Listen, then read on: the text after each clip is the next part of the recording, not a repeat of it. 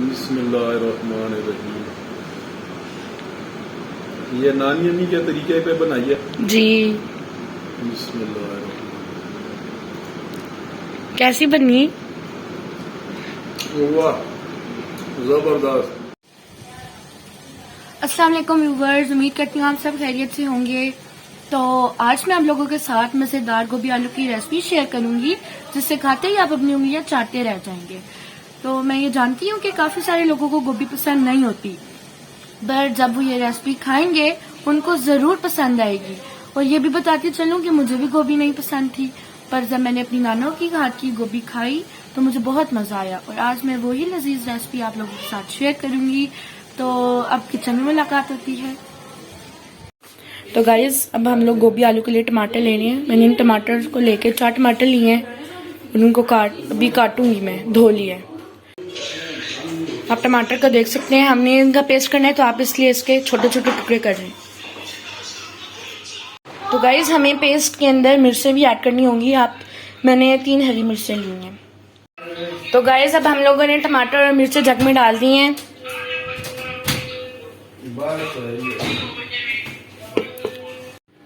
तो गाइज, ये देखिए हमारा पेस्ट तैयार हो चुका हुआ है। तो गाइज, ये हमारे गोभी और आलू आ गए, जो कि हमने पहले ही धो के काट लिए हैं।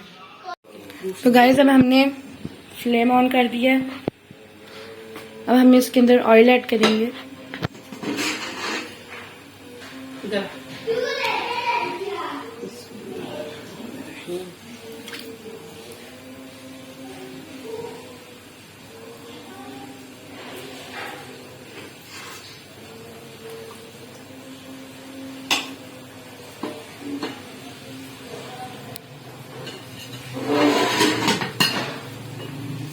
तो गाइस, ये देखिए 1 टेबल स्पून हमने लहसुन अदरक का पेस्ट ले लिया है, जो कि हम इसमें अब ऐड करेंगे।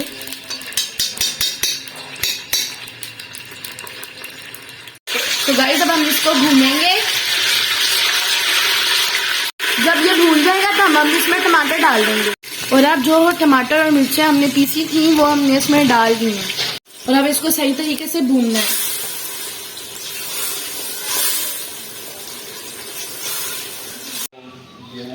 तो गाइस, ये है हमारे मसाले गोभी के लिए, गोभी आलू के लिए। तो नमक मिर्च हस्बे जायका, 1 चुटकी ज्वाइन, कुछ धनिया हमारा 1 टेबल स्पून है, और बाकी सारी ½ टी स्पून है। ये जीरा भी ½ टी स्पून है, गरम मसाला भी और हल्दी भी।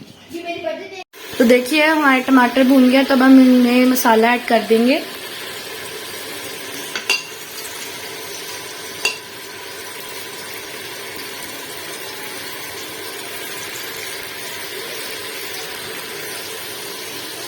अब हम इनको थोड़ी सी देर और भी भूनेंगे, ताकि मसाला बीच में अच्छे से ऐड हो जाए, कच्चा मत रहे।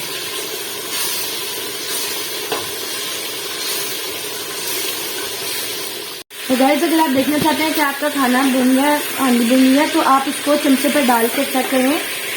अगर चमचे पे बबल्स बनते हैं और मसाले ने अगर ऑयल छोड़ दिया है तो इसका मतलब आपकी हांडी भून गई है। और भूनने की खुशबू भी बहुत ही अच्छी होती है, तो तब आप इसके अंदर सब्जी ऐड कर सकते हैं। तो गैस, देखिए कि इस मसाला हमारी सब्जी पे लग चुका है, तो अब हम इसके अंदर थोड़ा सा पानी डाल के दम दे देंगे।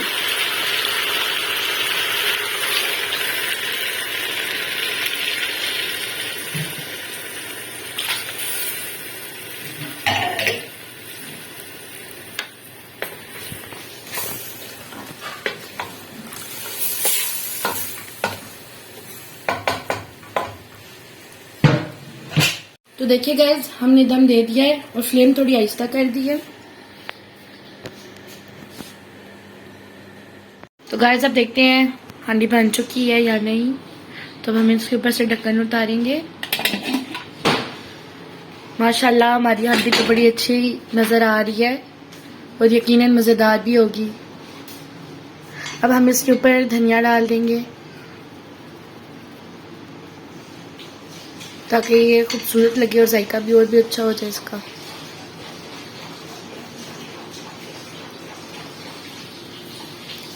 तो गाइस, देखिए हमारी खाने की टॉपिंग यानी रेडी हो चुकी है। आप भी इस रेसिपी को ट्राई कीजिएगा।